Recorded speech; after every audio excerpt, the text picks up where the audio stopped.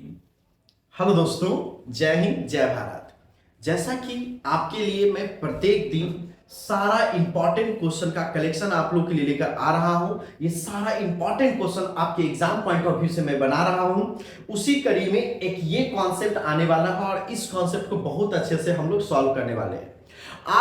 आपको मैंने बताया कि सारा इंपॉर्टेंट क्वेश्चन के साथ साथ इंपॉर्टेंट कॉन्सेप्ट भी मैं ऐसा दे रहा हूं कि अगर इससे हटकर इससे रिलेटेड कोई भी क्वेश्चन आता है तो आप बना पाओगे।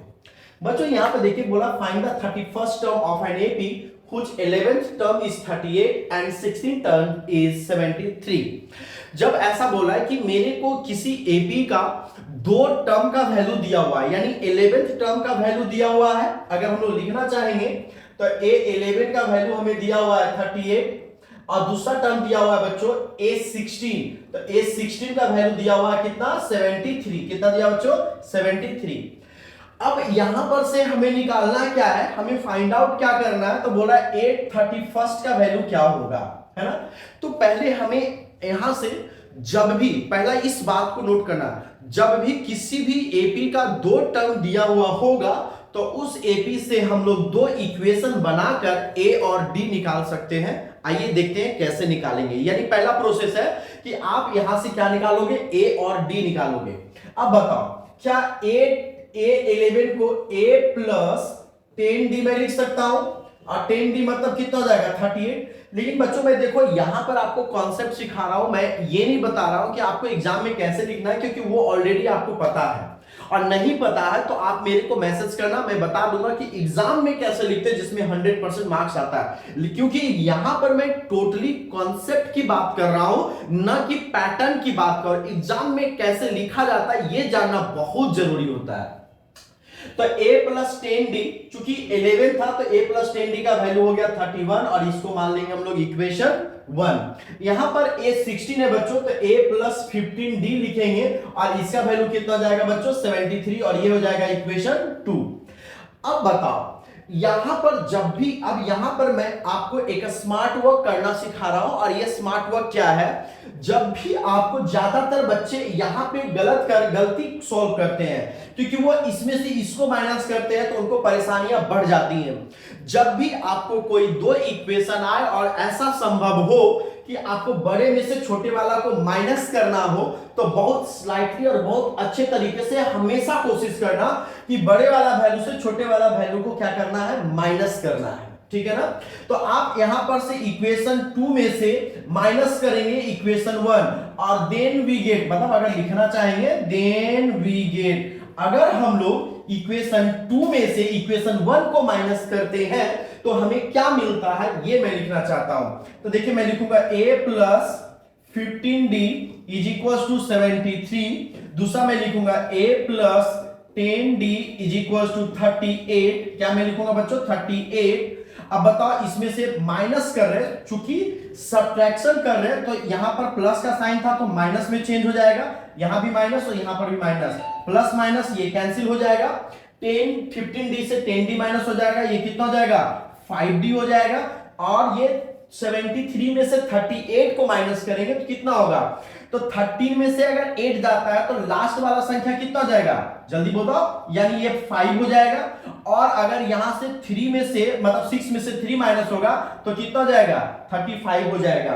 तो बच्चों यहां से अगर d का वैल्यू निकालेंगे तो d का वैल्यू हमारा कितना आ जाएगा, 7। d का वैल्यू हमारा कितना आ गया, 7। अब आपको पता होगा कि इस यहां पर अगर d का वैल्यू हमारा 7 आ गया तो किसी भी इक्वेशन में अगर हम लोग d का वैल्यू पुट करते हैं तो उससे हमारा a का वैल्यू निकल जाएगा। अगर मान लीजिए कि हम इस इक्वेशन में, यानी इक्वेशन फर्स्ट में हम d का वैल्यू पुट कर रहे हैं तो a प्लस 10 इंटू डी के प्लेस पे 7 पुट करेंगे और ये 38 हो जाएगा। तो a इज इक्वल टू कितना आ जाएगा, 38 माइनस 70 हो जाएगा, क्योंकि 10 इंटू 7 70 और ये प्लस में था तो इधर भेजेंगे तो माइनस में आ जाएगा। तब a का जो वैल्यू होगा, यानी a का जो वैल्यू होगा 38 में से 70 को अगर माइनस करेंगे तो कितना हो जाएगा, यानी सॉरी माइनस तो करेंगे 70 में, लेकिन साइन डिपेंड करेगा। साइन कितना हो जाएगा, 70 में से अगर 38 माइनस करते हैं तो कितना हो जाएगा, तो पहले तो 2 आ जाएगा और ये 3 में से, तो ये कितना हो जाएगा बच्चों 32, कितना हो जाएगा 32, और लेकिन माइनस का साइन ज्यादा है तो ये a का वैल्यू मेरा 32 आ चुका है। जब भी कोई भी एपी में आपको ए का वैल्यू और डी का वैल्यू पता होगा तो उस एपी का कोई भी टर्म आप निकाल सकते हो। फिर से सुनोगे ये बात, अगर किसी भी एपी में फर्स्ट टर्म यानी ए और अगर उसका कॉमन डिफरेंस डी पता होगा तो आप उस एपी का कोई भी टर्म पूछे तो आप निकाल सकते हो।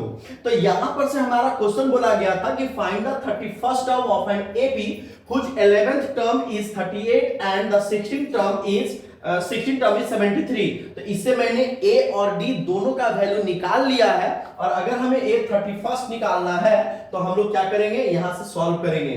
यानी a 31st का वैल्यू हो जाता है a प्लस 31st है तो 30d हो जाएगा। कितना हो जाएगा बच्चा 30d। अब a का वैल्यू हमारा कितना है -32, कितना है बच्चों -32, और 30 इंटू कितना हो जाएगा बच्चों 7, यानी ये आगे कितना हो जाएगा -32 प्लस कितना हो जाएगा 210 और इसको जब सॉल्व करेंगे तो कितना हो जाएगा 178, यानी ये हमारा हो गया आंसर।